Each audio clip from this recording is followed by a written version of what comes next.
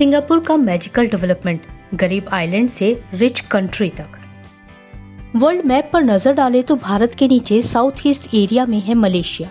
इसके एकदम south corner पर एक छोटा सा आइलैंड है जिसका नाम है सिंगापुर। 1963 में जब सिंगापुर आजाद हुआ, यहाँ गरीबी का आलम था। स्लम्स में रहने वाली आबादी अपनी बेसिक जरूरतों के लिए एफर्ट्स कर रही थी। लेकिन आज सिचुएशन पूरी तरह बदल चुकी है। सिंगापुर दुनिया की रिचेस्ट कंट्रीज में शामिल है, जहां हर छठा परिवार करोड़पति है। सिंगापुर पर कैपिटल जीडीपी के मामले में अमेरिका और अदर पावरफुल कंट्रीज से भी आगे है। प्रधानमंत्री नरेंद्र मोदी 4 और 5 सितंबर तक सिंगापुर की ऑफिशियल ट्रिप पर है। ये ट्रिप सिंगापुर भारत रिलेशनशिप को और ज्यादा स्ट्रॉन्ग करने का मौका है। तो आइए इस ऑफिशियल ट्रिप के बहाने जानते हैं कि कैसे एक छोटे से गरीब आइलैंड ने अपनी स्थिति को बदलकर डेवलपमेंट की मिसाल पेश की। जब सिंगापुर आजाद हुआ तो इसका फ्यूचर अनसर्टन था। ये एक स्मॉल पुअर आइलैंड था। इसमें ना तो शेयर्ड हिस्ट्री थी और ना ही नेचुरल रिसोर्सेज। लेकिन इसके बावजूद सिंगापुर ने अपनी स्थिति को बदलने में सफलता पाई। सिंगापुर के पहले प्रधानमंत्री ली कुआन यू ने देश की इकोनॉमी को सुधारने के लिए कई इम्पोर्टेंट स्टेप्स उठाए। उन्होंने पड़ोसी देशों के साथ अपने रिलेशनशिप इम्प्रूव करने की कोशिश की। लेकिन मलेशिया के साथ मिलने के बाद 1965 में सिंगापुर ने अपनी फ्रीडम की अनाउंसमेंट की।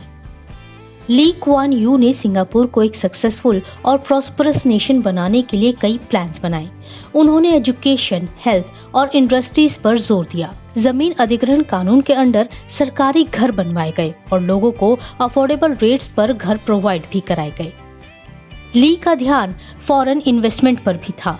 सिंगापुर को एक इंटरनेशनल ट्रेड सेंटर बनाने की दिशा में उन्होंने बेहतरीन बेसिक इंफ्रास्ट्रक्चर का कंस्ट्रक्शन किया। 1975 तक सिंगापुर ने एक लार्ज इंडस्ट्रियल बेस एस्टेब्लिश कर लिया था और आज ये देश दुनिया में हाई स्टैंडर्ड ऑफ लिविंग वाले देशों में गिना जाता है। सिंगापुर के डेवलपमेंट की कहानी एक इंस्पिरेशन है कि कैसे डिटर्मिनेशन, राइट पॉलिसीज और प्रोग्रेसिव थिंकिंग से एक गरीब देश को प्रॉस्पेरिटी की ऊंचाइयों तक पहुंचाया जा सकता है। आज सिंगापुर की क्वालिटी ऑफ लाइफ फ्रांस जैसे देशों से भी ऊंची है और इसके इकोनॉमिक इंडिकेटर्स वर्ल्ड क्लास हैं। प्रधानमंत्री नरेंद्र मोदी की सिंगापुर यात्रा हमें एक बार फिर ये याद दिलाती है कि हर चैलेंज के बावजूद राइट डायरेक्शन और लीडरशिप से इम्पॉसिबल को पॉसिबल बनाया जा सकता है। आशा है कि दोनों देशों के रिलेशनशिप और ज्यादा मजबूत होंगे और सिंगापुर की इंस्पिरेशन हमें और बेहतर। आपको हमारा वीडियो पसंद आया हो तो इसे लाइक, शेयर और चैनल को सब्सक्राइब करें और हमें कमेंट बॉक्स में बताएं कि आप सिंगापुर के डेवलपमेंट के बारे में क्या सोचते हैं।